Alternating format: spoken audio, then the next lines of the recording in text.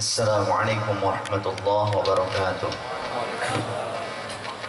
Bismillahirrahmanirrahim. Alhamdulillahi rabbil alamin. Ashhadu an la ilaha illallah wahdahu la syarika lah. Wa ashhadu anna sayyidina Muhammadan abduhu wa rasuluhu la nabiyya ba'dah. Allahumma salli ala sayyidina Muhammadin al-Fatihi lima ughliqa wal khatimi lima sabaqa nasiril haqqi bil haqqi al-hadi ila siratikal mustaqim wa ala alihi wa sahbihi haqqa qadrihi wa miqdaril azim. Subhanaka la ilma lana illa ma 'allamtana innaka antal alimul hakim. Rabbana iftah bainana wa baina qaumina bil haqqi wa anta khairul fatihin. Allahumma nawwir qulubana bi nuri hidayatika kama nawwartal arda bi nuri syamsika abadan abada bi rahmatika ya arhamar rahimin. Allahumma arzuqna fahman nabiyyin wa hifdzal mursalin wa ilhamal malaikatil muqarrabin. Rabbi zidna ilman nafi'a warzuqna fahma. Allahumma faqihna fid din wa 'allimna at-ta'wil. Allahumma hdi qaumana wa ahlana wa dhurriyyatana wa talamidana wa man ahabbana wa man zarana wa jiranana wa sultanana wa umara'ana wa ra'iyyatana wa man ra'ana wa man sami'a kalamana bihudaka hatta tab'una fi aqidati ahli sunnati wal jamaah wa jalasuna istiqamatan wa muhammadan fi majlisina ahbabir rasul. Allahumma ya Allah unsurna nasran aziza waftah lana fatham mubina wakhdhul a'da'ana khillanan kabira fadammarnahum tadmira. Allahumma anzil rahmata ilaina wa anzilil barakata ilaina wa anzilil maghfirata ilaina. Allahumma astur uyubana fid dunya wal akhirah. Allahumma faqihna fid din wa 'allimna at-ta'wil. Allahumma arina wa akhbirna bisirrikal maknun bi asrarikal maknun. Allahumma ya Allah ya Rahman, inna nas'aluka ilman la yunsiya ya Allah. Zidna ilman nafi'a ya Allah. Allahumma ya Allah Rabbi shrah lana sudurana wa yassir lana umurana wahlul 'uqdatam min alsinatina yafqahu aqwalana waj'alna waziran min ahlina wa atba'ina wa dhurriyyatina wa sultanina wa umara'ina wa man ra'ana wa man sami'a kalamana waj'alna waziran min awliyaika wa min ulamaika as-salihin al-muttaqin waj'alna waziran min ibadikal muttaqin al-mahbubin bika birahmatika ya arhamar rahimin. Walhamdulillahi rabbil alamin. Bismillahirrahmanirrahim. Wal maqalatu thalathun an Ali radhiyallahu anhu. Diriwayatkan dari Sayyidina Ali radhiyallahu anhu annahu qala, sesungguhnya beliau berkata, arba'atu asya'a, ada 4 perkara, qaliluha kafirun, ukuran sedikitnya pun tetap dianggap banyak. Ada 4 perkara yang dalam keadaan sedikit pun tetap dianggap banyak ataupun besar. Fayata'adzan nasu bidzalikal qalil, dan manusia akan merasa sakit walaupun terkena yang sedikit itu. Yang 4 hal tersebut, yang pertama adalah al-waja'u, sakit, ay al-alamu, yakni kepedihan. Sekecil apapun, seukuran sedikit bagaimanapun, yang namanya rasa pedih itu tetap pedih rasanya dan seolah banyak.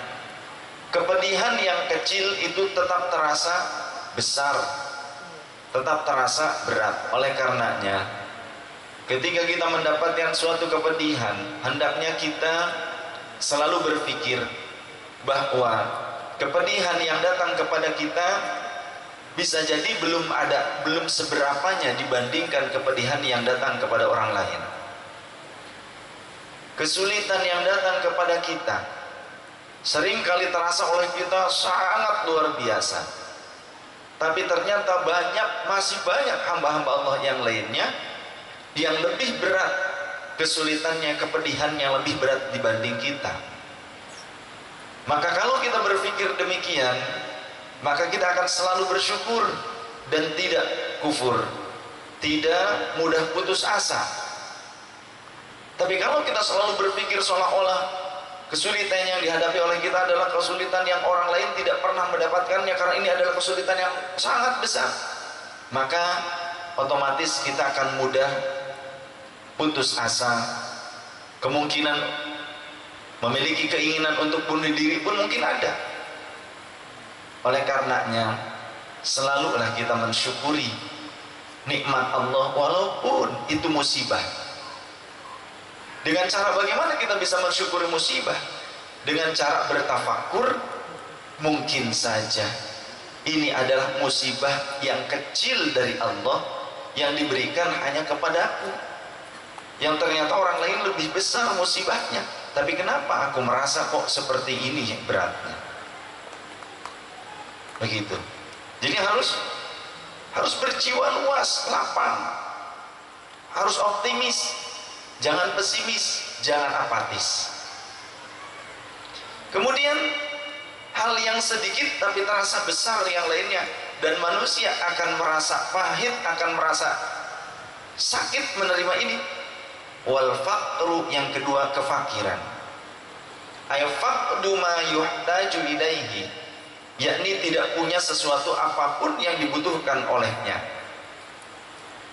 Jadi yang namanya butuh, walaupun sudah kaya, walaupun sudah memiliki harta banyak, tapi kalau diberikan musibah berupa rasa butuh, ya, berupa kebutuhan, yang kebutuhan itu tentu tidak ia miliki, tentu belum ia miliki perkaranya, walaupun banyak hal yang ia miliki. Contoh, harta banyak, mobil juga banyak, rumah banyak, istri banyak, deposit mewah udah, tapi sakit. Kalau makan harus ditimbang. Boleh makan cuma kecambah doang. Tahu kecambah? Toge. Hanya boleh memakan toge. Kira-kira tersiksa tidak? Orang seperti ini butuh gak dengan kenikmatan makan? Dia butuh tidak kenikmatan yang lainnya yang mungkin dipantrang untuk dia? Butuh. Oleh karenanya, orang kaya seperti ini ketika ternyata hatinya tidak luas, tetap fakir, tetap kismin. Wa qala Syekh Madid radhiyallahu an, kaum marginal. Jadi orang yang kaya tapi hatinya masih memiliki kebutuhan yang banyak, tetap masih dianggap fakir. Diberikan kasur yang bagus, yang enak, nggak kepake. Karena apa? Terlalu empuk. Emang kenapa? Tulang belakang bermasalah. Lantas harus tidurnya di mana? Di dipan. Cuma diamparin pakai selimut tebel lah. Dipan kayak begini nih, ya. Dipan kayu, tidurnya harus di kayu atau harus di lantai. Itu berarti kita saat itu sedang fakir, karena kita memiliki kebutuhan. Nah, manusia kalau mau berpikir, sesungguhnya kita adalah semuanya makhluk yang fakir ila Rabbil Jalil, membutuhkan pertolongan kepada Tuhan, kepada Allah Ta'ala yang Maha Agung. Jadi lantas apa yang harus kita sombongkan? Pada dasarnya kalaupun kita kaya, butuh buat bayar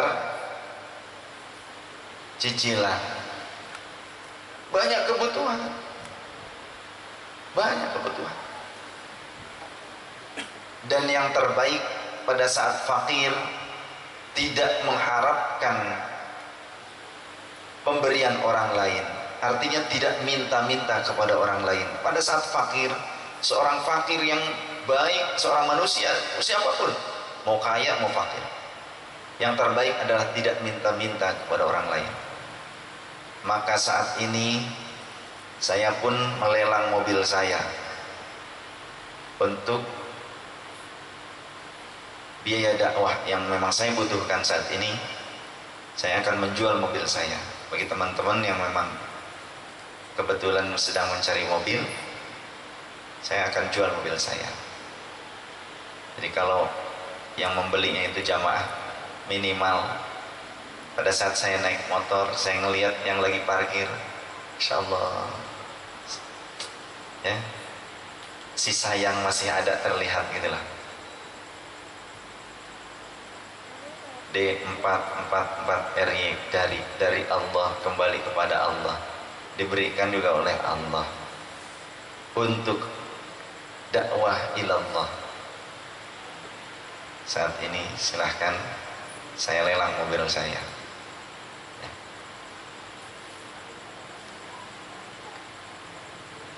Karena saya fakir, tapi saya nggak mau salah jalan. Karena Rasul Shallallahu Alaihi Wasallam tidak senang, walaupun dalam keadaan saya berjuang sekalipun saya harus minta-minta. Jangan. Kita ada acara suhbah maulana harus minta-minta datang, apalagi keluar kota, nyari kiai-kiai, nyari ustad, tolong dong bantu anak mau ngadain suhbah. Jangan. Walaupun mungkin orang lain ke saya begitu, walaupun mungkin ada orang lain diantarkan datang ke saya untuk minta bantuan mau ada acara maulid, kita mah jangan. Saya mohon doanya supaya saya nggak seperti itu. Walaupun habaib yang lain seperti itu, mohon doanya saya jangan seperti itu oleh Allah, jangan seperti itu kan.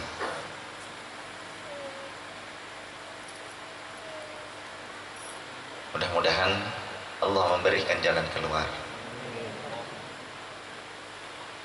Ya, boleh nanti disampaikan kepada teman-teman yang hadir, mobil saya akan saya jual.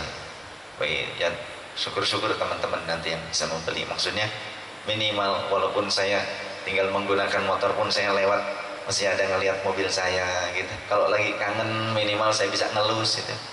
Ya, bisa nyuci lah, saya minta izin, nanti saya minta izin. Kalaupun nanti ada teman-teman sudah memiliki mobil saya, sesekali pada saat saya kangen mau nyuci, saya minta izin, mobilnya nanti bawa ke sini, saya mau nyuci, ikut nyuci sajalah, saya minta izin untuk nyuci nanti. Tapi yang jelas itu untuk perjuangan.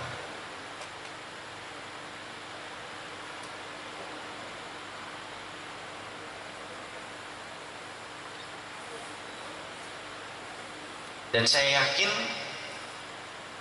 Rasulullah pengorbanannya lebih dari saya.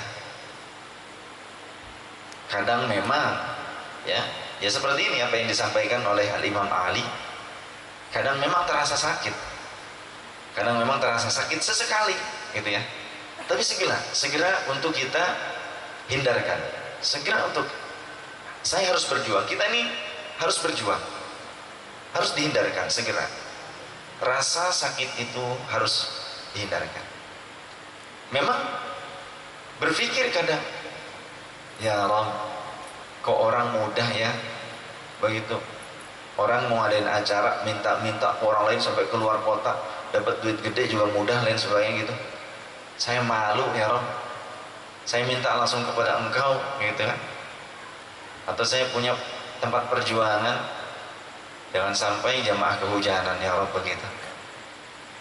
Saya nggak mau bikin proposal ya Rabb begitu.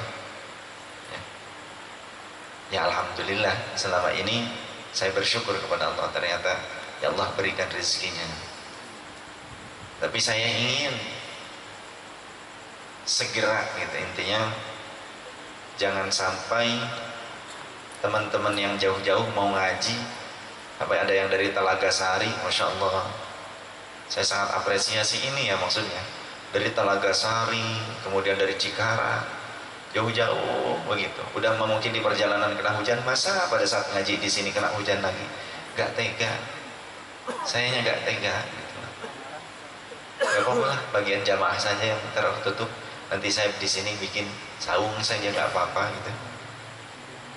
Tapi ini biar cepat selesai, doakan, doakan. Maka dengan itu saya akan melelang mobil saya. Ya. Atau mungkin imamah saya ada yang mau juga, boleh, silahkan saya lelang imamah saya. Ya, jam saya, cincin saya lelang buat ini. Monggo silahkan yang mau. Tapi saya nggak bakalan maksa. Harganya harus sekian, enggak.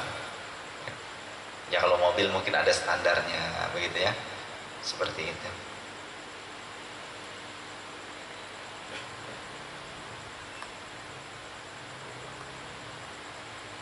Jadi lantas apa yang harus saya sombongkan? Ternyata saya ini orang fakir. Saya ini orang fakir. Apa yang harus disombongkan? Kemudian sebagai orang yang fakir ngerti bagaimana kepedihan dalam kefakiran. Maka saya tidak mau menyakiti orang-orang yang juga ternyata punya kebutuhan. Orang sedang punya kebutuhan, kemudian saya bebani gitu. Apa rasanya mereka? Kemudian keluarganya bagaimana? Itu yang sedang saya berpikir, kalau sampai saya membebankan teman-teman, padahal teman-teman juga punya cicilan rumah, punya cicilan motor, lain sebagainya, ya, punya cicilan suami, punya cicilan istri. Kemudian saya membebankan, Insya Allah, malu bener saya sama Kanjeng Rasul. Mudah-mudahan saya tidak membebankan umat. Mudah-mudahan Allah tolong saya. Wannaru, yang kemudian ketiga adalah api. Jangankan besar, yang kecil saja, bara yang kecil, rokok, api itu panas. Dan kalau kita terkena api yang sedikit itu tetap sama seperti mendapatkan atau tersentuh dengan api yang besar. Maka begitu pula api-api fitnah. Jangan pernah kita membakar atau berupaya untuk mengobarkan api fitnah sekecil apapun. Kita fitnah aja nih, tuh si Alwi, kita fitnah aja di pengajian rutin saya lah, begitu ya, bahwa si Alwi itu ngaku-ngaku Habib, begitu. Kalau Alwi ngaku Habib, saya lebih Habib, begitu. Contoh, dibuat fitnah begitu. Nggak seberapa lah kalau fitnah segini mah, daripada lapak saya habis. Ya, itu anak baru kemarin tuh, tahun 2009 datang ke Karawang. Sekarang udah begitu, punya sound system bagus lagi. Ya, tahu tuh, ya, kata-kata orang itu. Saya juga tahu tuh dia punya sound system tuh, karena dipaksa sama tukang hadroh, sama vokalis. Ya, kalau enggak mah nggak mungkin tuh dia punya. Alhamdulillah, ya Allah, punya vokalis bawel. Senang saya. Ya. Tapi nggak tahu kalau vokalisnya kawin lagi nih. Alhamdulillah. Alhamdulillah. Alhamdulillah itu di bibir, di hati alhamdulillah. Jadi api fitnah, kemudian api-api apapun jangan pernah diletupkan sekecil apapun yang sekiranya itu akan merugikan orang lain. Jangankan yang besar, yang kecil pun kita coba sebelum kita memfitnah orang lain, coba kita bikin fitnah untuk sendiri. Atau rasakan ketika ada orang memfitnah kita, bagaimana? Ya. Ada satu lagi yang memfitnah karena punya KBIH, travel umroh mungkin ya, pemberangkatan haji dan umroh. Ketika si Alwi ini yang cuma begitu saja ternyata bisa memberangkatkan jamaah, banyak jamaahnya ikut dan sebagainya. Wah, ini harus dicegah nih, harus dicegah nih. Soalnya dia orang kota, kebanyakan yang punya duit kan orang kota nih katanya, mudah kalau mau umroh dan sebagainya. Kalau kita di kampung nih KBIH-nya repot, kita aja nyari ke kota, berarti jamaah kita yang di kota kesalip sama Abu Rasul nih, gitu akhirnya bikin fitnah. Jangan, karena Anda pun tidak akan senang, kita pun tidak akan senang ketika difitnah orang, betul? Tidak akan senang. Begitu. Ketika kita saling sikut ingin mendapatkan suatu jabatan, SK, ya, serikat kuli, ya kan, SK. Biasanya di pabrik tuh ada SK, serikat kuli. Iya. Mau jadi ketua serikat kuli saja kok sampai gontok-gontokan. Banyak itu, sampai membuat fitnah. Wah, jangan pilih si Anu. Si Anu mah kalau panggil tukang bakso aja, bakso, begitu. Dibikin fitnah begitu, contoh. Ya. Gimana dia mau tegas katanya. Nah, membuat fitnah. Begitu ya. Terus ada lagi fitnah. Oh, si Anu Syiah. Itu Syiah tuh, begitu. Apa-apa Syiah, kawan mah. Nah, ini akan membakar dirinya sendiri nanti, terutama di neraka. Sedikit pun fitnah tetap menyakitkan. Ya. Ada asli Kerawang juga, ustazah bikin fitnah. Oh, si Alwi itu, ya, apa namanya tuh? Lupa lagi saya juga kasusnya. Fitnahnya itu apa tuh? Melakukan pelecehan seksual terhadap si Anu, si Pulanah. Begitu. Dia dulu. Pas si Pulanahnya ini ngedenger, si Pulanahnya ngedag-dag ke rumah ustazahnya. Begitu. Dibentak-bentak ustazahnya di depan suaminya. Begitu. Suaminya ustaz juga. Bukan menasehati istrinya lagi. Kata suaminya tuh, ya sudah, islah saja si Anu, kata si Alwinya sama si Anu, kata yang lain lagi beda lagi. Begitu. Udah jelas istrinya yang bikin fitnah. Karena apa? Karena pernah suatu ketika ibu-ibu kalau mau ketempatan di rumahnya ngomong ke Umi. Pada saat ada orangnya, Umi, saya mau ketempatan, tapi yang ngaji mau Habib Ahmi. Begitu. Padahal giliran ustazah itu. Akhirnya langsung berengut. Begitu kan? Kata Umi, jangan begitu, kata saya. Sudah, siapapun sama guru ngaji. Gak mau, saya mau Habib katanya. Begitu. Mungkin karena banyak fans dari kalangan wanita-wanita cantik mungkin ya. Jadi akhirnya satu sisi mungkin beliau juga ngefans sama saya sebetulnya. Ya, akan tetapi bingung, gak kuat gitu. Gitu ya. Mungkin seperti itu. Tadinya mungkin juga bisa jadi mau bikin isunya. Oh, dia tuh pacar saya. Coba karena gak kuat gitu, gak mungkin gitu. Ya sudahlah. Akhirnya yang terjadi bagaimana? Ya, kalau kata Sunda saritsek. Saritsek itu langkahnya semakin sempit, kesana kemari malu. Ya kecuali memaksakan gitu ya, mukanya muka kadal gitu. Muka kadal nggak tahu malu gitu ya. Fitnah jangan, fitnah. Kemudian wal adawatu, yang keempatnya permusuhan. Ay qasdul idrari al mutamakkini fil qalbi, yakni bertujuan membahayakan orang lain yang berpeluang di dalam hati. Kita memiliki maksud atau keinginan agar orang lain itu tidak mendapatkan kebaikan, agar orang lain itu celaka, agar orang lain itu naas.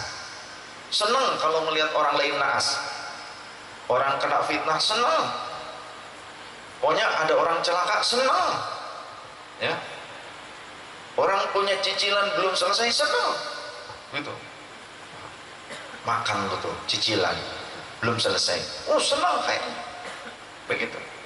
Dia nggak tahu, dia belum nyicil karena apa? Memang belum ngambil rumah. Jadi sebetulnya nikmat itu ada pada orang yang nyicil tadi ternyata, karena dia sudah nyicil rumah walaupun nyicil. Sedangkan dia merasa, wah dasar lu tuh makan tuh cicilan, dianya sendiri nyicil enggak, punya rumah enggak, begitu ya. Pokoknya nggak senang orang lain senang. Ada orang senang ngerokok, kita nggak senang. Saya nggak ngerokok. Saya nggak ngerokok. Tapi kalau contoh, Pak Mukhtar, ya, kayak kereta aja begitu. Atau Pak Jupri, ini kelakuannya kayak cerobong asap aja, contoh begitu. Ya, coba sehari berapa bungkus? 2 bungkus kata Pak Jupri. Sebungkus berapa? Main 19 17.000, berarti 2 bungkus 34.000. Kalau sebulan berapa? 34 dikali sebulan, dikali 10 aja dulu, kali 10 340, dikali 3 340, dikali 3 jadi 1.020.000. 1.020.000 per bulan. Ya, kalau setahun 12 juta sekian. Itu kan nanti kalau coba uang segitu, ini kan bisa buat beli mobil, ya, kemudian beli rumah, kata orang tersebut. Kan saya gitu, uang dibakar-bakar. Pak Jupri akhirnya tanya, Hari Emang sudah punya mobil? Boro-boro begitu, kata yang nggak ngerokok. Rumah masih ini sudah lunas, boro-boro lunas. Nyicil juga enggak, masih ngontrak, kata yang bilang begitu. Kata Pak Jupri, saya mah rumah sudah punya gitu, mobil juga sudah punya, mau ganti lagi Innova yang terbaru, kata Pak Jupri itu begitu. Amin. Gimana kalau nggak ngerokok? Itu baru ngerokoknya. Artinya kalau nggak ngerokok lebih-lebih, ya. Nah, silakan, saya nggak mengharamkan rokok, tidak, saya tidak mengharamkan rokok. Rokok makruh. Cuma saya minta pengertian. Kalau pada saat dibacakan maulid, jangan ada yang ngerokok di majelis saya. Maksudnya ketika saya mengadakan majelis perkumpulan dimanapun, pada saat pembacaan maulid, zikir berjamaah, jangan ada yang merokok. Kan repot, apalagi vokalis pada saat sambil melantunkan sambil ngerokok, repot itu. Kemudian pada saat ziarah, kubur, ya, ketika ziarah, pada saat ziarahnya jangan ada yang ngerokok, walaupun pada saat itu adalah orang yang sedang menjaga, ya, menjaga di sekelilingnya. Jadi pada saat ziarah itu jangan ada yang rokok. Termasuk nanti pada saat saya meninggal, suatu saat kalian mau ziarah ke saya, tolong rokoknya simpen agak jauh-jauh. Kalau nanti andai pun saya meninggalnya di sini, kemudian dikuburkan di sebelah sini, persis di sebelah sini, tolong rokoknya simpen di sana, di gerbang. Jangan masuk ke makbaroh saya. Ini tolong dijadikan maklumat nanti kalaupun saya sudah habis umur, jangan membawa rokok ke area kubur saya, di luar saja. Saya khawatir Rasulullah nggak mau dekat dengan saya. Saya ingin pada saat kalian mendoakan saya, banyak malaikat dan mudah-mudahan ruh Rasulullah pun hadir mengamini. Itu yang saya harapkan. Tapi saya tidak mengharamkan rokok, ya, tidak. Silahkan yang rokok monggo dengan rokoknya begitu. Tapi saya minta pada saat pengajian ngaji, sampai selesai ngaji jangan ada yang ngerokok. Pak Muhtar berhenti dulu, matiin dulu rokoknya. Saya ingin semuanya mendapatkan rahmat. Saya ingin Rasulullah hadir pada saat itu. Ya, jadi pada saat ngaji rokoknya berhenti dulu. Itu ketika berkumpul dengan saya, ketika di pengajian saya, dimanapun saya mengadakan pengajian. Kemudian ketika berziarah dengan saya, pada saat berziarahnya jangan ada yang ngerokok. Ketika maulid, pada saat maulid jangan ada yang ngerokok di sekeliling saya. Tolong, ini bisa dihargai.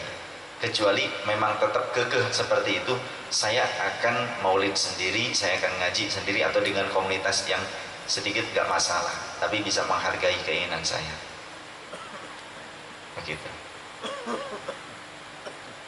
Tapi setelah ngaji dan sebagainya, monggo terserah itu, nah ya, bebas, silahkan. Asal jangan ganja aja.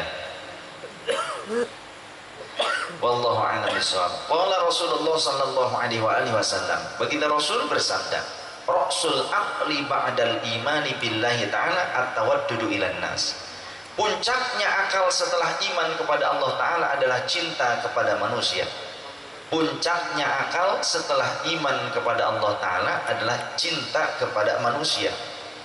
Artinya sehebat apapun orang itu, sekeren apapun orang itu, sepintar apapun orang itu, setinggi apapun orang itu titelnya, tapi tidak menghargai orang lain, tidak saling mencintai sesama manusia, entah muslim ataupun non muslim, maka orang itu orang yang lemah akalnya, walaupun berderet titelnya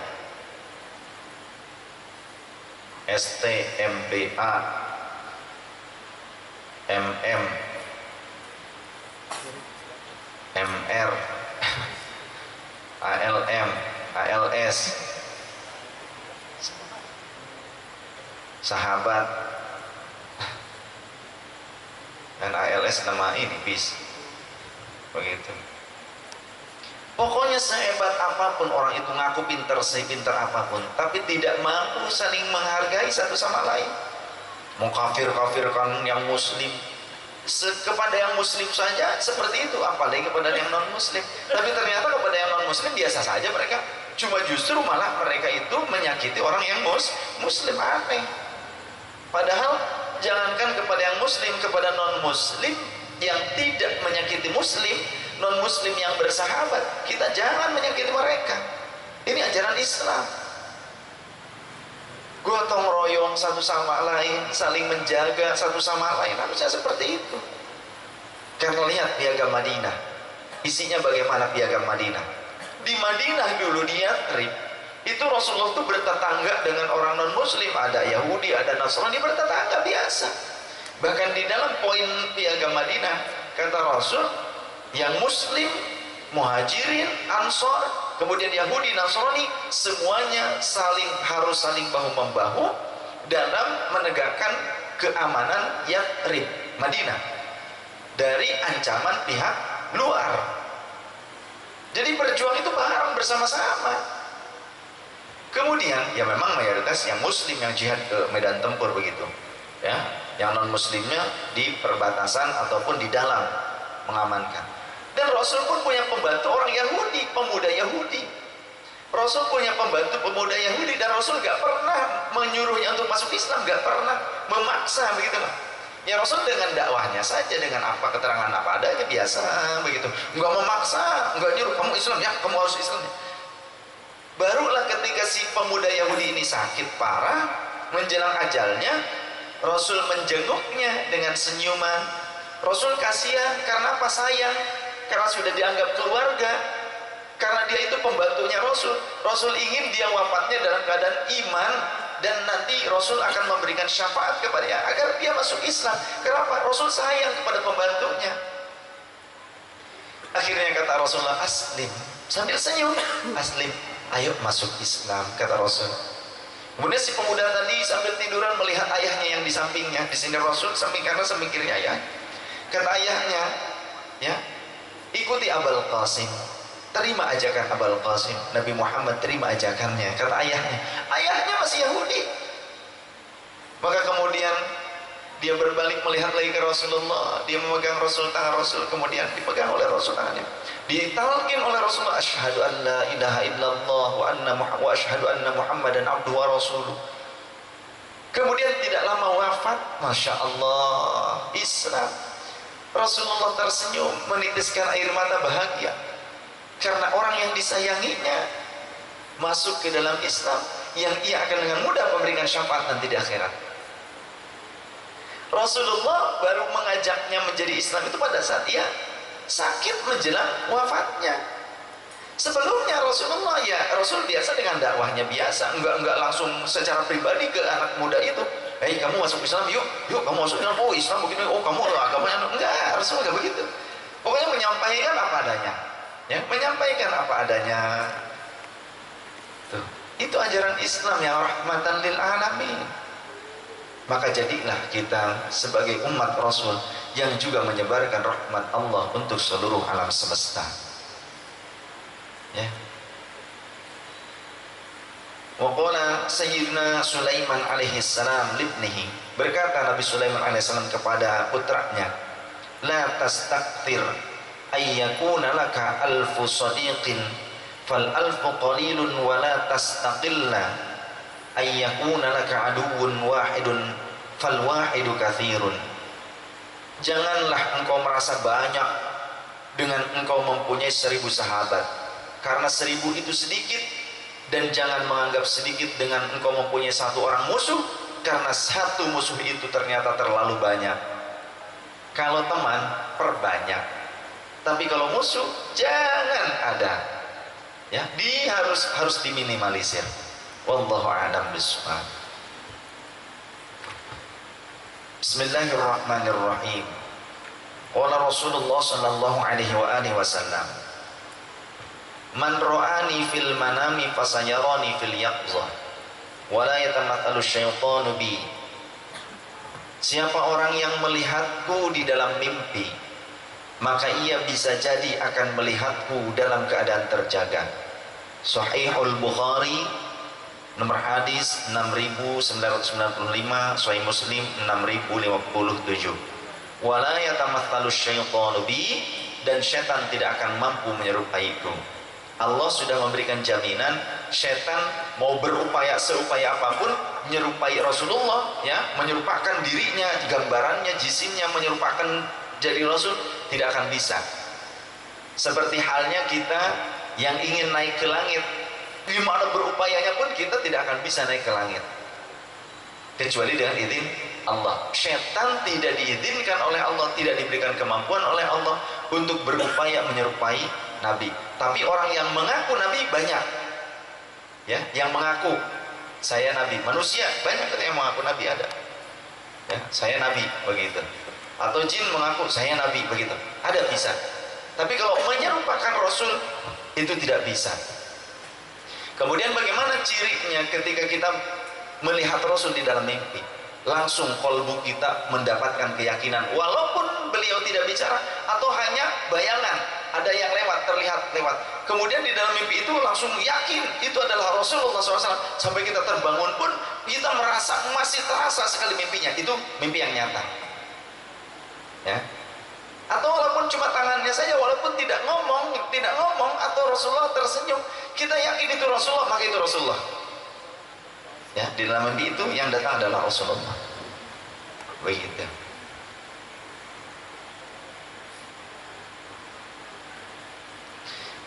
Kemudian bagaimana dengan orang yang dikisahkan bertemu dengan Rasulullah dalam keadaan terjaga? Seperti para aulia Allah, seperti Abu Ya Said Muhammad bin Alwi Al-Maliki contohnya, bertemu dengan Rasulullah SAW dalam keadaan terjaga, dalam keadaan nyata, padahal Rasul sudah jauh berpindah alam. Bagaimana? Rasul sudah menyatakan fasayarani fil yaqzah, maka dia akan mampu melihatku dalam keadaan terjaga. Bisa jadi ia diberikan kemampuan oleh Allah, anugerah oleh Allah, bisa melihatku di dalam keadaan terjaga. Seperti Imam Bukhari kan begitu. Banyak para aulia Allah. Ini tidak boleh dipungkiri. Kalau ada yang berkata, wah itu mah syaitan, itu mah jin ngaku-ngaku, bukan. Gak ada tuh sahabat yang pernah bertemu Rasul sepeninggal Rasul, gak ada. Kalau ada orang berkata demikian, kamu berdusta. Bilang orang itu berdusta. Karena ternyata ada suatu riwayat an Abdullah bin Salam qala ataitu Utsman li usallim alaihi wa huwa mahsurun. Aku, kata Abdullah bin Salam, datang menemui Sayyidina Utsman bin Affan radhiyallahu an ketika ia sedang terkepung di rumahnya menjelang wafatnya. Fadakhaltu alaihi, maka aku masuk ke dalam rumahnya untuk menyelamatkannya. Faqala, maka ternyata sahabat Utsman berkata, marhaban bi akhi, selamat datang saudaraku. Ra'aitu Rasulullah sallallahu alaihi wa alihi wasallam al-lailata fi hadhihi al-khawkhati, qala wa khawkhatu fil baiti. Kemudian kata sahabat Utsman, tadi malam aku didatangi oleh Rasul sallallahu alaihi wasallam. Beliau nongol dari jendela. Beliau muncul di jendela rumahku, kata Sayyidina Utsman. Masya Allah, jendela terbuka langsung berak. Datang Rasul sallallahu alaihi wasallam dari arah jendela. Masya Allah, ya, nongol di jendela begitu Rasulullah. Kata sahabat Utsman, ini jendelanya yang ada di rumahku ini. Faqala ya Utsman, kemudian Rasulullah berkata kepadaku, ya Utsman, wahai Utsman, hasaruka, apakah mereka orang-orang yang di luar itu sedang mengepungmu? Fakultu, maka aku menjawab, na'am, betul ya Rasulullah, mereka orang-orang Khawarij itu sedang mengepungku untuk membunuhku. Qala, kemudian Rasul bertanya lagi, atashuka, apakah engkau saat ini sedang haus wahai Utsman? Qultu na'am, aku menjawab, iya ya Rasul, iya ya Rasul.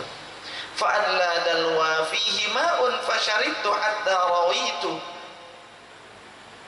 Maka kemudian Rasul sallallahu alaihi wasallam membawa sebuah ember timba, yang di ember itu terdapat air, kemudian diberikan kepadaku, maka aku meminum air dari ember timba tersebut, hatta inni lajidu burdahu baina thadi wa baina katfi, sehingga rasa segarnya air itu masih terasa di tenggorokan sampai di dadaku, masih sampai saat ini. Padahal tadi malam aku minumnya, sampai saat ini segernya air yang dibawa oleh Rasulullah SAW diberikan kepadaku masih terasa segar.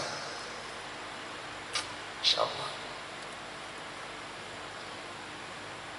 Wa qala li, kemudian Rasul pun berkata kepadaku, memberikan penawaran, in syi'ta nasartu alaihim wa in syi'ta aftarta. Wahai Utsman, bila kau mau, aku bisa menolongmu saat ini, kata Rasul. Aku bisa menyelamatkanmu, aku bisa habisi semua orang-orang yang mengepungmu, ataupun kamu akan keluar dari sini seperti halnya ketika aku keluar dari rumah untuk pergi berhijrah. Pada saat itu aku sedang dikepung oleh orang-orang Quraisy. Bisa saja saat ini akan terjadi kepadamu, kamu selamat. Mau tidak? Ataupun kalau memang kamu mau, kamu akan berbuka. Artinya berbuka di sini, kamu sudahi hidupmu saat ini, pasrahkan, begitu. Kamu mau yang mana? Mau selamat atau kamu mau sekarang ini menjadi akhir hayatmu? Maka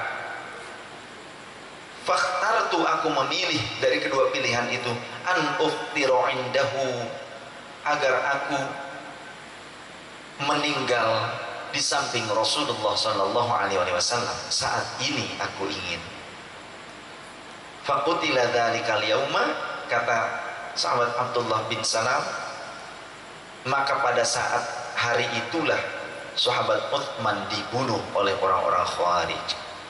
Keterangan ini terdapat di dalam kitab Al-Bidayah wan Nihayah karya Imam Ibnu Katsir, juz 7 halaman 186, dan riwayat Imam Ibnu Asakir di dalam kitab Tarikh Dimashqi juz 39 halaman 386.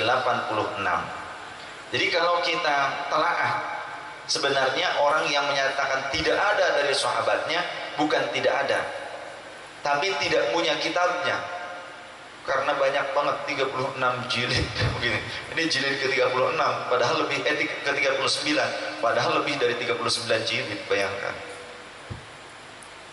Jadi mereka yang selalu menyalah-nyalahkan amaliyah Ahlus Sunnah, bukannya Ahlus Sunnah itu sesat, tapi mereka yang Khawarij, yang takfiri, yang Wahabi Salafi itu mereka sedikit pengetahuannya. Karena kalau diajak dialog mereka pasti nggak mau. Karena apa?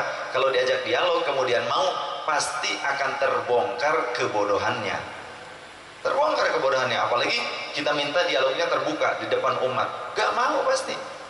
Gengsi lah mereka. Nanti wah, udah ngukur orang Ahlus Sunnah mah kitabnya banyak. Ya, referensinya lengkap. Sampai referensi Wahabi pun mereka punya. Jangankan referensi Wahabi, komik mereka punya gitu. Dibaca komik begitu. Sedangkan kalau kami, wah referensinya cuma dari Utsaimin, Bin Baz, Albani, cuma itu doang. Ya. Sedangkan kitab-kitab para ulama kami, kitabnya Ibnul Qayyim, kitabnya Ibnu Taimiyah, mereka punya ternyata. Ya, padahal mereka Syafi'iyah contoh, kita kan Syafi'iyah, tapi mereka punya tuh. Yang Hambaliyah mereka punya kitabnya juga, semua mazhab punya. Sampai yang Syiahnya apa, kitabnya mereka punya, dipelajari ternyata sebagai bahan perbandingan, artinya sebagai bukti valid. Kitab Wahabi punya kita mah, ya. Buku-buku Wahabi saya punya begitu. Untuk apa? Untuk jadi bukti. Inilah orang Wahabi menghalalkan darah dan harta kaum muslimin yang dianggap syirik, contoh mengamalkan ziarah kubur, kemudian juga tawasul, tabarruk, kemudian mengamalkan sholawat nariyah, sholawat fatih, sholawat masyisyah, dianggap syirkul akbar, syirik besar dan mengeluarkan pelakunya daripada Islam. Menurut mereka halal diambil harta kita. Wah, makanya siap-siap, plus darah kita dihalalkan. Makanya saya berharap ahbabur rasul itu cerdas, ya, pandai, faqih secara ilmiah, juga kuat secara spiritual, rajin puasanya, riyadhahnya, wiridnya, zikirnya, rajin. Begitu saya inginnya. Jangan ini mah riyadhah. Ya tuh Mas Ebru kuat tuh, Masya Allah, ya. Kita doakan Allahumma ayyidhu biruhil qudus. Beliau puasa tiap hari, sedangkan kerja ngecor, ngangkut ini, ngangkut tanah tiap hari di sini. Bayangkan, angkut tanah, ngecor, ngangkutin, padahal dalam kondisi puasa. Beres itu jelepak, langsung pakai air pure begitu, ya. Tapi kesini-sininya semakin kuat. Nyuci mobil, karena saya tadinya nggak tahu, kirain nggak puasa. Mas masih puasa, tapi nanya sudah beres nyucinya. Ya pakai politik lah. Nanyanya setelah nyuci gitu ya. Biar nyuci selesai dulu baru ditanya. Mas puasa nggak? Masih gitu. Oh astagfirullah. Ya.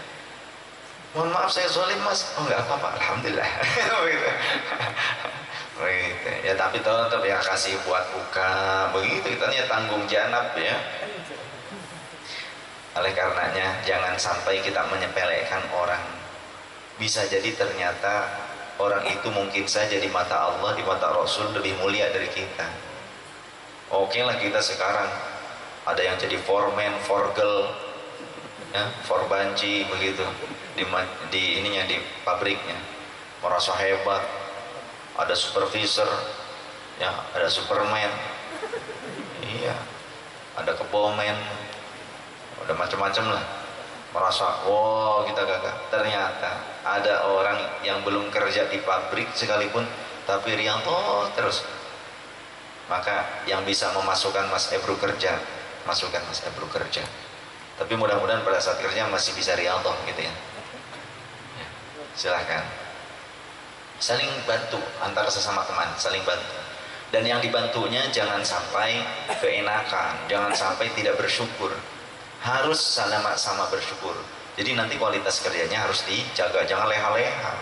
Dimasukin sama teman, gaya kerjanya enak-enakan, malah nyopet di pabrik. Salah begitu. Wallahu a'lam bishawab. Baik, kita buka sesi tanya jawab. Dipersilahkan, Jum.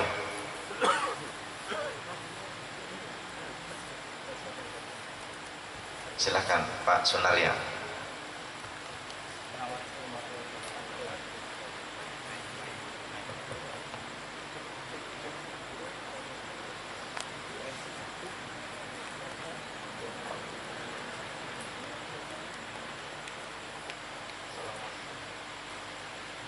Silahkan.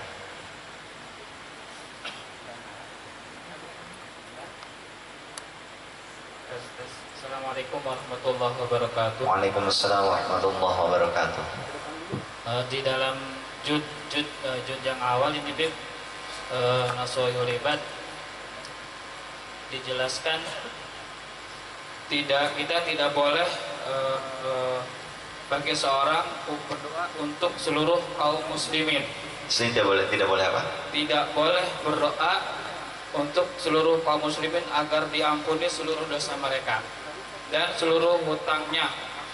Nah, ini mohon penjelasannya. Halaman berapa dulu pernah dijelasin dulu? Saya belum ngaji, Bib. Oh, belum ngaji waktu itu. Halaman berapa? Halaman 6, Bib. Halaman 6. Yang kedua ada 2, Bib. Yang kedua ini yang saya tanyakan itu sebenarnya usia istri Rasulullah itu berapa sih, Bib? Ya? Usia istri Rasulullah itu berapa sih? Soalnya banyak kejadian itu kalau misalnya ada seseorang yang menikah lagi, poligami istilahnya, dan istri yang kedua ketiganya itu lebih muda atau lebih cantik daripada istri pertama, itu pasti orang akan mengatakan, kamu kan ikut sunnah Rasul, kenapa tidak ikut sunnah Rasul sepenuhnya? Rasul kan menikah dengan janda misalnya, atau dengan perempuan yang lebih tua. Nah, mohon penjelasannya, Bib.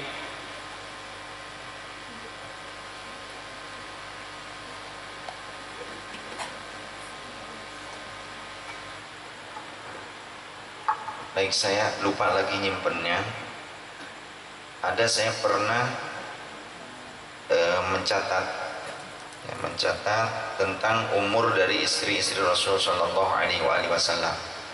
Yang kedua dulu, yang pertama dulu deh. Yang pertama dulu, saya pernah mencatat di kelas 4 di mana, lupa lagi sebentar.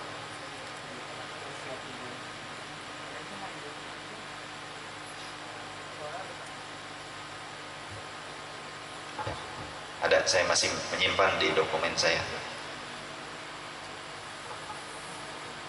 Yang pertama dulu ya, yang pertama dulu.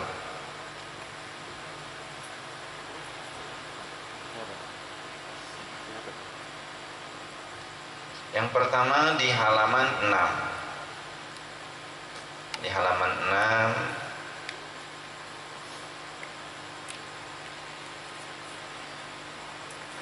mana tadi tuh? Tidak boleh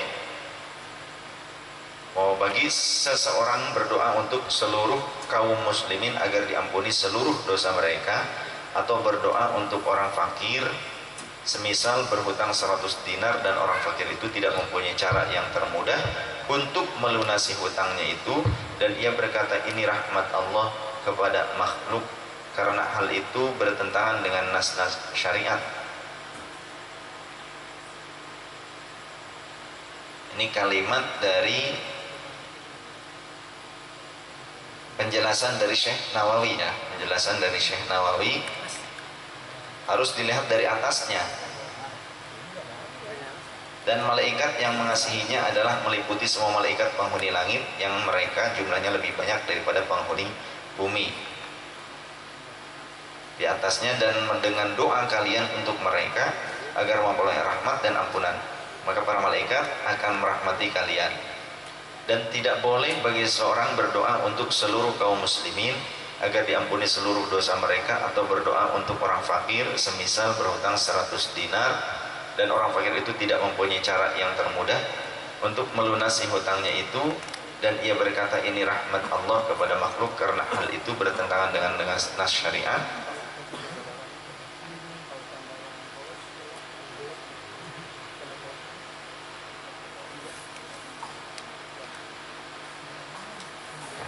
Di sini ini pendapat ya, salah satu pendapat Syekh Nawawi Al-Bantani. Bukan berarti ketetapan secara qat'i. Ketetapan secara qat'i itu adalah hukum usul agama. Bukan ketetapan secara yang sudah sudah baku di dalam Al-Qur'an dan Sunnah, bukan, tapi ini pendapat seorang ulama, sah-sah saja. Yang dimaksud juga oleh beliau adalah jangan sampai orang tersebut tidak merasakan atau tidak mengakui dosa-dosanya karena doa kita. Ketika kita berdoa di hadapan orang lain, begitu ya, di hadapan orang lain, kemudian orang tersebut tahu kita ini adalah orang yang soleh contoh, kemudian kita doakan agar semua dosa-dosanya diampuni seluruhnya lain sebagainya, begitu, yang berakibat nanti orang ini menyepelekan dosa, begitulah ya, yang sekiranya orang ini akan menyepelekan dosa. Setiap kali orang ini berdosa, kemudian datang ke kita minta doakan agar dosa saya hilang semua, lain sebagainya. Padahal tahu orang ini sering terus menerus berbuat dosa. Maka kalau sekiranya seperti itu, ya, berbuat dosa lagi, kemudian tobat lagi, berbuat dosa lagi, tobat lagi terus, dan dia menyepelekan dosa, gampang, minta doa aja nanti, mudah-mudahan aja dikabulkan, diampuni semua dosa saya. Nah, kalau sekiranya kita melihat ada orang yang terus-menerus berdosa seperti ini, maka kita jangan meminta agar dosanya yang dihilangkan. Ya, kita minta diampuni, ya, ampuni dosanya. Jadi yang paling utama itu apa? Minta agar Allah memberikan taufik, hidayah dan inayah kepadanya agar dia sadar untuk menjauhi dosa, begitu. Jadi yang paling benar itu bukan meminta diampuni dosanya, tapi meminta agar orang tersebut menghindari dari perbuatan dosa. Lebih baik mana? Berbuat dosa kemudian didoakan agar diampuni dosanya, atau tidak melakukan dosa, tidak jadi melakukan dosa sama sekali. Lebih baik mana? Nah, seperti itu maksudnya. Kemudian juga berdoa untuk orang fakir, semisal berhutang 100 dinar dan orang fakir itu tidak mempunyai cara yang termudah untuk melunasi hutangnya itu. Contoh, memberikan wiridan kepada orang yang berhutang agar yang menghutangkannya itu melupakannya ataupun merelakan hutangnya, sudahlah dibebasin. Contoh seperti itu. Inginnya mudah, dimanjakan supaya tidak nyari uang. Nah, itu jangan. Kalau gelagat-gelagat orang seperti ini punya hutang tapi nggak mau bayar gitu loh, cukup diwirid supaya orangnya sudah luluh lah, sudah ngerelain, relanya sambil kepaksa, begitu ya. Nah, ini jangan dikasih wiridan, jangan dikasih doa orang seperti ini, suruh usaha. Gitu loh maksudnya. Ya, di antaranya. Wallahu a'lam. Demikian kurang lebih. Kemudian tentang poligami. Ini yang bertanya Pak Sunaria. Jangan kita justru, awas hati-hati. Karena Pak Sunaria yang bertanya, jangan kita memfitnah lantas membuat isu Pak Sunaria mau nikah lagi, jangan.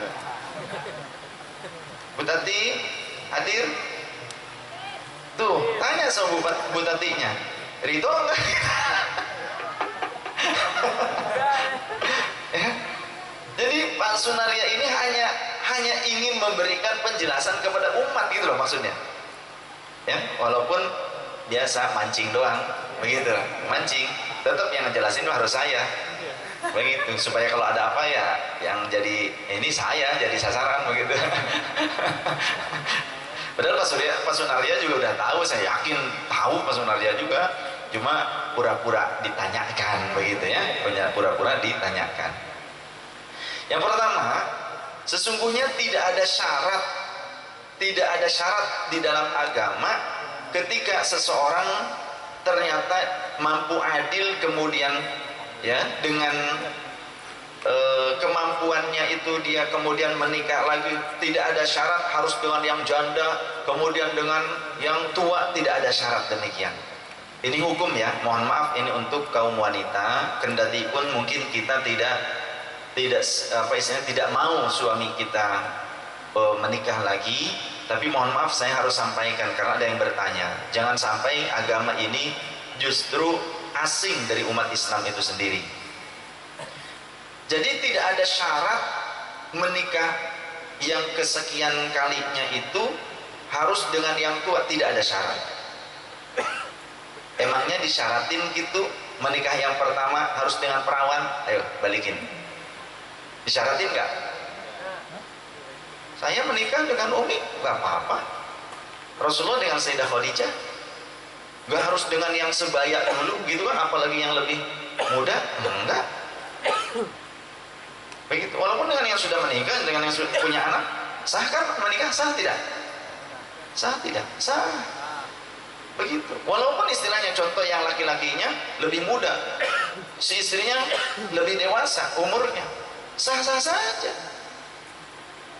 menikah mah. Begitu. Ini harus paham hukum. Kemudian coba kita kaji istri-istri Rasul sallallahu alaihi wasallam. Sayyidah Khadijah radhiyallahu anha statusnya 2 kali janda. Jadi kalaupun sekarang ada yang menikah dengan janda dan bahkan mungkin umurnya lebih dewasa dari yang laki-lakinya, gak usah aneh. Gak usah aneh. Ketika dinikahi usianya 40 tahun. Usia Rasul pada saat itu umur 25 tahun. Kondisinya sebagai pengusaha, keturunan bangsawan, punya 4 anak dari pernikahan sebelumnya, memiliki 6 anak dari Rasulullah SAW kemudian setelah menikah. Jadi putra putri Rasul yang 6 itu dari Sayyidah Khadijah radhiyallahu anha, yang 1 nanti beda lagi ya, dari seorang wanita Mesir. Alasannya jelas petunjuk Allah, karena dia adalah wanita pertama yang meluk Islam dan mendukung dakwah Nabi. Makanya ini yang masih bujangan, cari janda kaya ya, cari janda kaya untuk berjuang buat kawin lagi kamu mah, biar punya modal buat yang keduanya. Karena apa? Katanya yang kedua itu istri Rasulullah kan seorang gadis. Siapa? Sayyidah Aisyah yang kedua. Setelah Sayyidah Khadijah wafat ya, setelah Sayyidah Khadijah wafat barulah Rasulullah menikah dengan seorang gadis.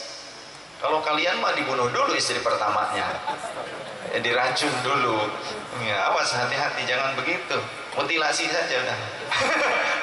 Masya Allah. Yang kedua Rasulullah menikah setelah Sayyidah Khadijah wafat. Rasul menikah dengan Sayyidah Aisyah, statusnya gadis, usia pada saat dinikahi 11 tahun, tetapi tinggal serumah dengan Nabi setelah usia 19 tahun begitu ya. Ada yang menyebutkan ketika nikah itu umurnya 8 tahun, tapi yang masyhur ya, qaul yang lebih asah itu 11 tahun begitu. Kemudian baru tinggal serumah dengan Rasul umur 19 tahun. Jadi setelah menikah ada santri, setelah menikah kemudian masing-masing pesantren lagi begitu. Ada, boleh. Jangan ditakut-takutin, nanti kamu ya si anu kecantol sama anak kiainya. Wah, nggak usah ditakut-takutin. Jawab aja kalau ada orang yang nakut-nakuti gitu, gak apa-apa biar ada teman begitu. Pakai ups ya, ups gitu. Usia Rasul ketika menikahi Sayyidah Aisyah itu 52 tahun. Jadi jangan juga kalau ada orang yang tua kemudian menikah dengan yang lebih muda, istrinya lebih muda. Wah, dasar tuh ya, apa namanya tuh, ganjen atau kakek-kakek, apa namanya tuh, tua-tua keladi begitu ya. Jangan dibilang begitu. Orang sudah sepuh kemudian menikah dengan yang lebih muda istrinya, jangan dibilang tua-tua keladi kalau dia menikah. Ya sekarang yang menikah dianggap tua-tua keladi, tapi yang zina dibiarkan, kan aneh. Sudah menikah nggak masalah. Kemudian kondisinya cantik, cerdas dan putri dari Sayyidina Abu Bakar Siddiq radhiyallahu anhu. Alasannya petunjuk Allah lewat mimpinya 3 malam berturut-turut bahwa Rasulullah SAW akan mengajarkan tentang kewanitaan kepada Sayyidah Aisyah untuk diajarkan kepada umat agar disampaikan kepada umatnya kelak. Sayyidah Aisyah radhiyallahu anha akhirnya terbukti banyak meriwayatkan hadis dari Nabi SAW yang disampaikan kepada umat. Tuh, ada hikmah. Kemudian yang ketiga, Sayyidah Saudah binti Zum'ah. Saudah binti Zum'ah, status janda, usia dinikahi 70 tahun. Usia Rasul pada saat itu 52 tahun. Kondisi wanita kulit hitam, janda dari sahabat Nabi yang menjadi perisai Nabi saat perang, memiliki 12 anak dari pernikahan dengan suami pertama. Begitu. Nah sekarang kalau ada wanita, kalau menikah katanya jangan yang sama yang muda, harus sama yang janda, harus yang tua. Kira-kira kalau suaminya menikah lagi dengan yang janda yang sudah punya anak gitu, bener nggak? Ridho? Pertanyaannya itu. Kan tadi katanya kalau dengan gadis, menikah lagi dengan gadis jangan, itu nggak sunnah Rasul, kata wanita. Ya kalau begitu suaminya menikah lagi dengan yang janda punya anak, kira-kira gimana tuh? Nggak boleh juga. Jadi ternyata bahasa yang tadi itu bahasa nafsu, bukan bahasa hukum. Jadi hukum tetap hukum, walaupun kita belum mampu untuk melakukan hal tersebut, atau kita sendiri tidak siap untuk melakukannya. Hukum tetap hukum. Jadi maksudnya jangan sampai mencerca orang lain, paham ya? Akhirnya nanti ada orang lain yang seperti itu, entah ulama entah bukan, yang bukan ulama pun ada. Bahkan saya kalah sama teman saya yang bukan ulama. Maksudnya yang satu komplek dengan saya ada, satu komplek bukan ulama, tapi saya enggak. Tuh begitu. Artinya enggak harus ulama yang berpoligami, betul tidak? Tidak harus ulama. Bahkan saya bukan ulama lagi, saya juga bukan ulama, apalagi terlebih saya orang bodoh. Konsekuensinya besar, ya.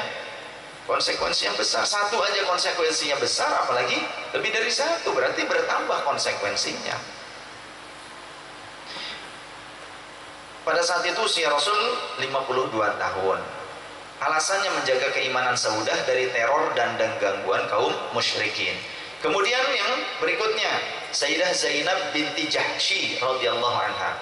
Status janda, umurnya 45 tahun. Bukan nenek-nenek, masih 45 tahun. Pas pebengkerna gitu. Tahu pebengkerna?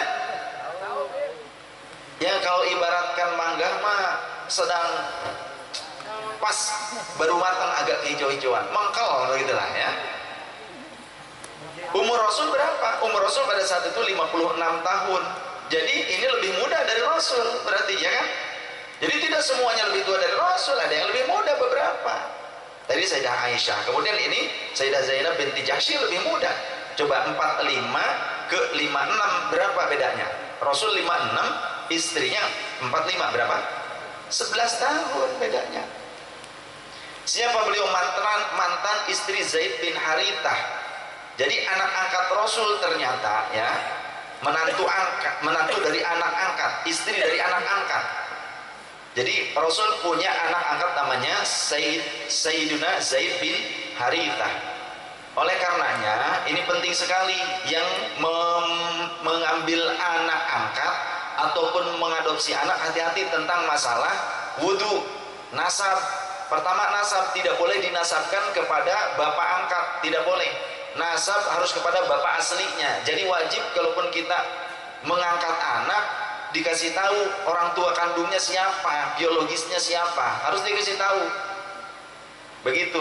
Dan nanti pada saat menjadi wali pun tidak boleh bapak angkatnya, harus wali yang asli. Siapa walinya? Kakeknya kalau masih ada kakek, kemudian pamannya kalau masih ada, kalau ayah sudah tidak ada, kakak sepupunya yang dari ayah.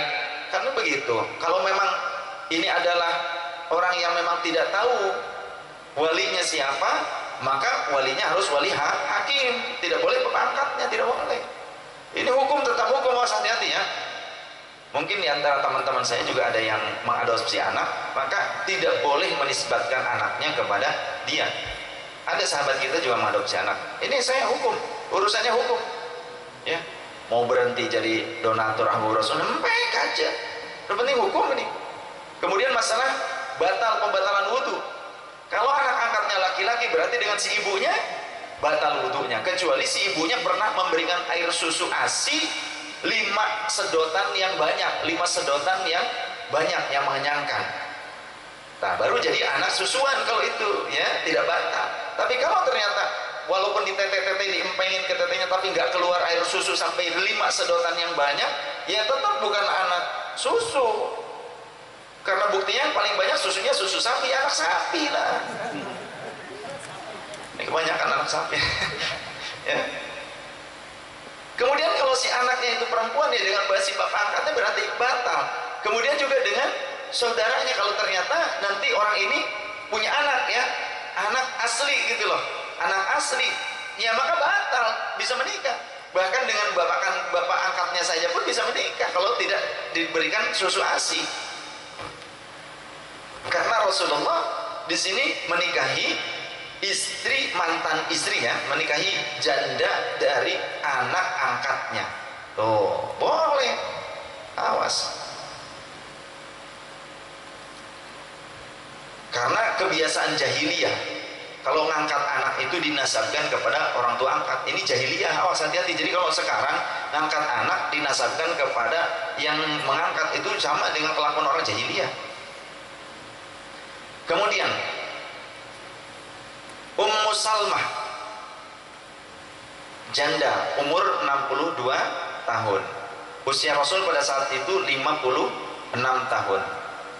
Beliau adalah putri dari bibinya Nabi, berarti sepupu ya, seorang janda yang pandai berpidato dan mengajar. Alasannya perintah Allah untuk membantu dakwah Rasulullah Shallallahu Alaihi Wasallam. Kemudian Ummu Habibah radhiyallahu anha, janda, umur 47 tahun. Waktu itu Rasul berumur 57 tahun, berarti berada berapa tahun? 10 tahun di bawah Rasulullah, lebih muda. Mantan istri Ubaidillah bin Jahsy, cerai karena suaminya pindah agama jadi Nasrani lagi. Kemudian alasannya untuk menjaga Ummu Habibah dari pemurtadan keluarga suaminya. Kemudian Sayyidah Juwairiyah binti Al-Harith, status janda, umur 65 tahun. Rasulullah menikah pada saat itu berumur 57 tahun. Ia adalah tawanan perang yang dinikahi oleh Rasulullah, tidak memiliki sanak saudara dan memiliki 17 anak dari pernikahan yang pertama. Sebagai petunjuk dari Allah memerdekakan seorang budak belia, pembebasan dari tawanan perang dan menjaga ketauhidan. Kemudian Sayyidah Sofiyah binti Hayy, Sofiyah binti Hayy, dua kali janda, umur 53 tahun ketika dinikahi. Usia Rasul pada saat itu 58 tahun, berarti berapa tahun di bawah Rasul? 5 tahun. Kondisinya adalah wanita muslimah dari kalangan Yahudi Bani Nadir, memiliki 10 anak dari pernikahan sebelumnya. Rasulullah menjaga keimanan Sofiyah dari boikot dan teror orang Yahudi. Kemudian Sayyidah Maimunah binti Al-Harith, beliau adalah janda, umur 63 tahun pada saat dinikahi, sedangkan Rasul pada saat menikahinya umur 58 tahun, berarti lebih tua. Mantan istri Abu Ruham bin Abdul Uzza, istri Rasulullah SAW dari kalangan Yahudi Bani Kinanah, menikah dengan Rasulullah SAW adalah untuk menjaga dan mengembangkan dakwah di kalangan Bani Nadir, jadi diislamkan oleh Rasul. Kemudian Sayyidah Zainab binti Khuzaimah, beliau janda ketika dinikahi, usianya 50 tahun, Rasulullah usianya 58 tahun, berarti di bawah Rasul 8 tahun. Beliau adalah seorang janda yang banyak memelihara anak yatim, senang dengan anak yatim dan orang yang lemah di rumahnya. Beliau mendapatkan gelar ibu para masakin, ibu orang-orang miskin. Sebab ini yang merupakan alasannya adalah petunjuk Allah untuk bersama-sama menyantuni anak yatim dan orang lemah.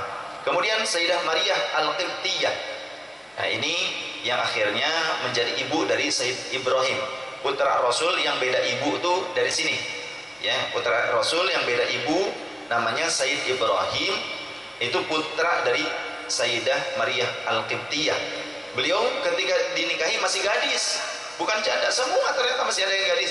Tadi Sayyidah Aisyah gadis, kemudian juga Maryah Al-Qibtiyah gadis. Umurnya berapa? 25 tahun umurnya. Oh, ini pas gumenornya gitu istilahnya ya, nyakrek kayak gitu. Umur 25 tahun. Umur Rasul berapa pada saat itu? 59 tahun. Sudah sepuh Rasul. Menikah dengan seorang gadis berumur 25 tahun dari Mesir.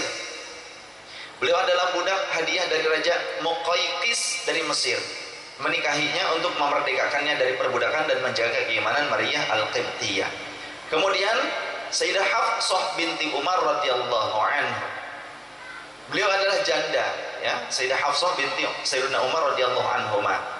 Beliau adalah janda, umurnya ketika dinikahi 35 tahun, masih muda. Usia Rasulullah 61 tahun, sudah hampir wafat.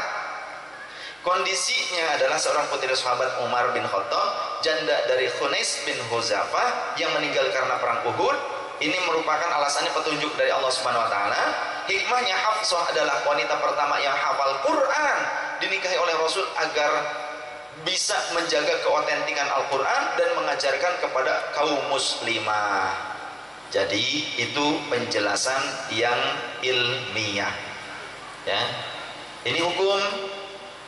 Ya terserah kita, ketika kita tidak mampu untuk apa istilahnya, tidak rela suami kita menikah lagi, tetap itu boleh menjadi alasan perasaan kita, tapi jangan pernah merubah hukum gitu loh. Kita boleh untuk menolak suami kita menikah lagi, boleh, silahkan, tapi jangan pernah menolak hukum, jangan merubah hukum. Awas, hati-hati, ini hukum. Jadi jangan sampai mencerca. Ada orang yang contoh Kiai Amrin di Cikarang, istrinya yang mencarikan. Jadi istri pertama itu mencarikan, nyuruh santri ke Rembang, ke Jawa Timur, mencarikan seorang hafizah yang akan dinikahkan dengan suaminya. Bayangkan, istrinya yang mencarikan. Kemudian setelah dapat, apakah istri Kiai Amrin itu tidak punya anak? Punya, 3 sudah punya. Ya. Kemudian dicarikan, dinikahkan, bahkan disaksikan, masih gendong bayi, baru punya anak, anaknya masih bayi, dinikahkan oleh istrinya, ya, Kiai Amrin, plus mertua dari istri pertama ikut hadir pada saat itu. Bayangkan seperti itu. Apakah lantas kita akan mencerca mereka, keluarga Kiai Amrin? Dosa nantinya. Biar mereka yang mampu silahkan, kita yang tidak mampu sudah, kita dengan ketidakmampuan kita, gitu loh. Ya, mohon maaf saya menjelaskan ini bukan berarti saya mengajarkan harus poligami semua, bukan.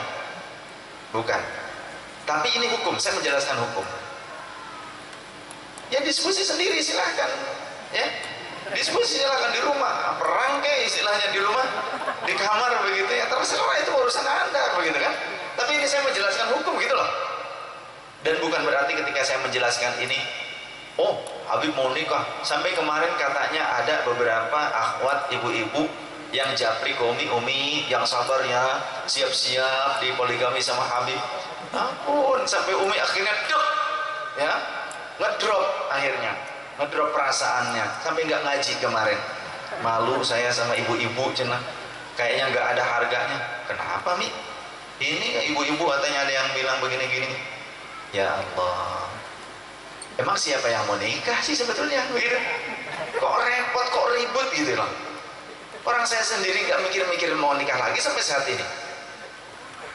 Masya Allah, begitu sampai japri Umi yang sabar ya. Emangnya saya mau nikah lagi sekarang gitu? Ini aneh-aneh aja gitu loh.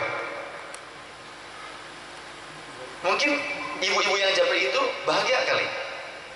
Ya, mungkin janda kali yang japrinya, mungkin janda, atau mungkin gadis, anak-anak gadis mungkin. Kesempatan maksudnya begitu, ya. Saya nggak ngerti juga nih, itulah kadang fitnah. Awas, hati-hati fitnah, hati-hati fitnah. Saya mengungkapkan hukum tujuannya apa? Saya tetap akan membela hukum, walaupun saya belum mampu mengamalkannya. Betul tidak? Dan kita harus membenci kemaksiatan walaupun kita masih bermaksiat. Walaupun kita bermaksiat, tapi kita jangan pernah melegalkan kemaksiatan. Walaupun kemaksiatan itu yang kita lakukan gitu loh. Jangan pernah menghalalkan kemaksiatan. Dan kita jangan pernah membenci kebenaran walaupun kita belum mampu mengamalkannya gitu. Jelas ya Pak Sunaria? Demikian Bu Tati, demikian penjelasan dari kami begitu. Saya tidak tuh kata Pak Sunaria, enggak. Saya yakin Pak Sunaria nanya begini bukan tujuan untuk menikah lagi. Enggak tahu nanti kalau di rumah. Baik, siapa lagi yang mau bertanya? Akhwat, ada yang mau bertanya? Silakan gantian akhwat dulu mau tanya, silakan sana gantian biar berimbang. Silakan yang tanya. Belum. Baik, yang lain dulu, silakan tuh di depan. Oh iya, sok Mas Aldi, silakan. Waalaikumsalam warahmatullahi wabarakatuh. Tanya istri kamu dulu, Mas. Ketika saya membaca buku, saya lupa judulnya, nanti dikoreksi lagi. Gak tahu saya juga. Iya. Orang saya yang nggak baca, saya sama kamu yang baca. Untuk mencapai tingkatan mimpi bertemu dengan Rasulullah, di situ tertulis bahwa kita harus melewati mimpi-mimpi untuk bertemu dengan para aulia yang lain. Apakah itu benar ataukah kita bisa membebas langsung untuk bisa bertemu Rasulullah? Itu pendapat, sah-sah saja pendapat.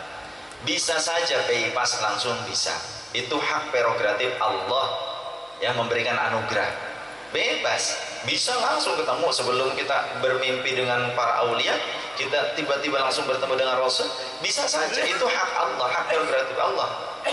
Begitu ya. Yang lain? Tadi sebelah sini yang mau tanya, silakan. Assalamualaikum warahmatullahi wabarakatuh. Waalaikumsalam warahmatullahi Allahumma shalli ala sayyidina Muhammad wa ala alihi wasallam.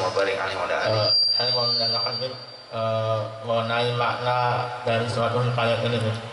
Jadi ceritanya, suatu ketika Sayyid Ahmad bin Ali Al-Bahar berjumpa dengan Nabi Sallallahu Alaihi Wasallam dalam keadaan yang kotoran. Dalam keadaan yang kotoran, terjaga. Lalu Sayyid Ahmad ini berkata kepada Rasulullah, wahai Rasulullah, aku ingin mendengar hadis darimu tanpa perantara. Nabi Muhammad bersabda, aku memberimu 3 hadis. Yang pertama, selama bau biji kopi ini masih tercium aromanya di mulut, maka selama itu malaikat akan beristighfar. Yang kedua, barang siapa yang menyimpan tasbih untuk digunakan berzikir, maka Allah akan mencatatnya sebagai ahli zikir. Yang ketiga, barang siapa yang duduk bersama waliullah yang hidup atau yang sudah wafat, maka pahalanya sama dengan menyembah Allah di seluruh penjuru bumi. Itu penjelasannya begini. Baik. Waalaikumsalam warahmatullahi wabarakatuh. Bagi beberapa aulia Allah, bukan cuma beliau, ada juga Syekh Ahmad At-Tijani. Syekh Ahmad At-Tijani mendapatkan pelajaran talqin kalimat la ilaha illallah langsung dari Rasulullah SAW, padahal kurunnya sudah lama. Jadi datang Rasulullah mengajarkan ajaran Thariqah Tijaniyah kepada Syekh Ahmad At-Tijani. Contoh seperti itu sama. Seperti tadi ketika beliau menghadap atau bertemu dengan Rasul dalam keadaan terjaga, kemudian minta, ya Rasulullah, aku sudah mengkaji atau menerima banyak riwayat tentang engkau. Akan tapi saat ini kesempatanku, aku ingin mendapatkan riwayat langsung, pengajaran yang langsung, hadis yang langsung daripada engkau, yang belum pernah kau berikan kepada orang lain. Begitu. Maka ternyata Rasulullah memberikan pengajaran, selama seseorang di dalam mulutnya masih terdapat bau kopi, artinya senang ngopi, ya, maka pada saat baunya itu masih ada di dalam mulutnya, bau kopi, wangi kopi, kopi itu wangi, ya, makanya kenapa senang. Maka pada saat itu malaikat akan memintakan ampunan untuk orang itu. Karena apa? Kopi itu wangi. Bahkan kalau saya saksikan sendiri, saya buktikan, kalau kucing saya pipis bekasnya ketika kandang di dalam, tabur saja kopi, ya, tabur saja kopi, kopinya saja tanpa gula, itu hilang baunya. Jadi kopi itu bisa menghilangkan bau mulut juga ternyata, ya, kecuali memang si mulut bau begitu. Kopi banyak manfaatnya. Kemudian juga kopi itu bisa menjadi bisa untuk anti tikus, bisa untuk membunuh tikus, ya. Contoh, kita ambil kopi yang tanpa gula, simpan di lubang yang kira-kira lubang itu adalah tempat keluar masuknya tikus, sarangnya tikus. Dijamin itu tikus akan keluar. Ketika tikusnya keluar, nanya si tikus itu, gulanya mana? Begitu. Pada saat si tikus itu nanya gula, apalagi WhatsAppan sambil gini ngedepong begitu, lempar kepalanya, mati. Jadi kopi tanpa gula bisa mematikan tikus. Jelas ya? Silahkan dicoba. Orang-orang kerjaan pisan silahkan. Kemudian siapa orang yang mempunyai tasbih subhah, yang tujuannya adalah untuk berzikir, selama dia pegang tasbihnya saja, selama dia pegang tasbihnya, maka dia akan dicatat mendapatkan pahala berzikir, walaupun pada saat itu ia tidak berzikir, tapi dia membawa tasbihnya tujuannya untuk berzikir, bukan untuk sombong-sombongan. maka akan dicatat sebagai berzikir selama dia masih pegang tasbih, membawa tasbih tersebut. Ya. Kemudian yang ketiga tadi apa tadi? Lupa lagi. Berdekatan dengan wali, Beb. Oh iya. Ketika kita berkumpul dengan wali, duduk di samping seorang wali Allah yang masih hidup ataupun yang telah wafat, maka kita diberikan pahala telah beribadah kepada Allah dari segala penjuru bumi. Sebetulnya sebelum ini disampaikan pun ada sebuah riwayat yang hingga walaupun memang dhaif ya, walaupun dhaif tapi boleh dijadikan sebagai rujukan untuk fadhailul a'mal, targhib dan tarhib. Di dalam syarah Ratibul Haddad dijelaskan, wukufuka, kata Rasul, wukufuka baina yadai waliyillah khairun min ibadati sanat. Diamu di dekat seorang wali satu saat itu sama menyamai ibadah sunnah selama 1 tahun. Walaupun dhaif, boleh akhirnya kan kita korelasikan dengan syawahid. Apa itu syawahid? Hadis-hadis yang menguatkannya. Ketika kita duduk dengan orang-orang alim, lain sebagainya, orang-orang soleh, fadilahnya sangat besar, luar biasa. Demikian. Jadi ini ajaran benar dari Rasulullah Sallallahu Alaihi Wasallam. Tapi Rasul gak pernah mengajarkan tentang rokok. Bahkan Rasul kurang suka dengan rokok. Ya, Rasulullah tidak menyukai rokok. Jadi yang sekarang merokok berangsur-angsur lah, sedikit demi sedikit dikurangi. Ya, dikurangi, nabung akhirat saja nih, buat bangunan, majelis, lain sebagainya, dikurangi rokoknya, bisa. Saya dulu merokok, rokok dan rokok saya nggak seperti kalian. Rokok saya cerutu yang mahal. Saya nggak mau rokok biasa, rokok saya cerutu. Satunya dipakai selongsong, harga satunya 750.000. Ada yang sampai 1 juta. Itu bukan saya beli, kalau beli wah mendingan sodako. Dikasih, kalau ada yang dari contoh Teh Gina pulang dari Spanyol kalau nggak salah, entah pulang dari mana lupa lagi, dari Spanyol kalau nggak salah, pulang dari Spanyol Teh Gina putra Pak Haji Ade Suara bawa, kasih, saya dikasih. Kemudian juga ada pengacara ngasih, ya, ada orang dari luar negeri, dari Turki bawa ke saya dikasih, ada yang dari Kuba dikasih. Emang mahal-mahal. Kalau pas nggak ada saya harus cari cerutu yang buatan yang ada di Indonesia, yang satu wadah harganya 300.000, yang pendek-pendek, rasanya rasa stroberi, vanila, ada cerutu yang seperti itu rasanya, ya, yang buatan Belanda, produk Belanda. Biasanya kalau jamaah saya dari Malaysia datang ke Indonesia bawain itu. Nah, dulu saya ngerokok tapi cerutu, saya nggak mau yang biasa. Dulu pernah teman-teman juga, ya, satu cerutu bareng-bareng, wow, banyakkan mulutnya begitu, keliling lagi sama-sama terus keliling mulut termasuk saya bareng-bareng keliling pernah. Tapi Allah berikan kemampuan saya tuh mudah berhenti, langsung berhenti, sudah gitu, berhenti ya sudah berhenti. Apapun keinginan, kalau memang kita punya keinginan yang besar, sudah tidak mau aja, sudah tidak mikir pengen lagi, enggak, sudah total. Saya tuh seperti itu, bisa dibisakan oleh Allah Subhanahu Wa Taala. Jadi saya ke teman-teman nganjurkan atau ngajak sebaiknya, langkah lebih baiknya kita menjaga kesehatan, kemudian supaya kita dideketin malaikat terus, dikurangi, sayangi diri kita, begitu, dikurangi terus sampai berhenti. Demikian. Kemudian ada Habib Salim bin Abdullah bin Umar Asy-Syatiri, guru kita dari Hadramaut, pernah berkata ketika beliau ke Karawang, bapaknya dulu adalah seorang ulama besar, seorang mufti di Yaman. Pernah beliau menyampaikan bahwasannya bila ada wanita yang merokok, nanti pada saat dikuburkan walaupun dihadapkan wajahnya ke arah kiblat, pasti dia akan berbalik.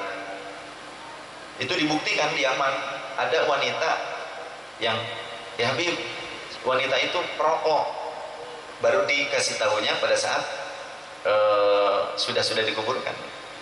Dari pihak keluarganya, kami ingin mengetahui kebenaran daripada keterangan, dibuka, silahkan. Bukan saya ya yang menyuruh, kata ayahnya Habib Salim tuh. silahkan dibuka. Pas dibuka benar berbalik, yang tadi dihadapkan ke kiblat berbalik, malu ngadep kiblat pun. Mayit bisa seperti itu, maka seyogianya juga kita kurangi lah ya. Kemudian ada seorang habaib umroh ziarah ke Rasulullah. Pada saat ziarah dia tuh ngantongin rokok Samsung, orang Indonesia ya, orang Semarang kalau nggak salah. Kemudian dia tidur di Masjid Nabawi, sambil nunggu waktu sholat. Didatangi oleh Rasulullah nggak mau menghadap ke dia, membelakangi. Kemudian di dalam itu, ya Rasulullah, wahai kakekku, kenapa kau membelakangiku? Aku tidak suka dengan apa yang ada di sakukmu, kata Rasulullah dalam mimpi itu. Langsung terperanjat bangun, ternyata di sakunya rokok yang satu bungkus baru diisep 2 batang, sisanya berarti begitu ya, apalagi yang 6 bungkus di sakunya, kebanyakan.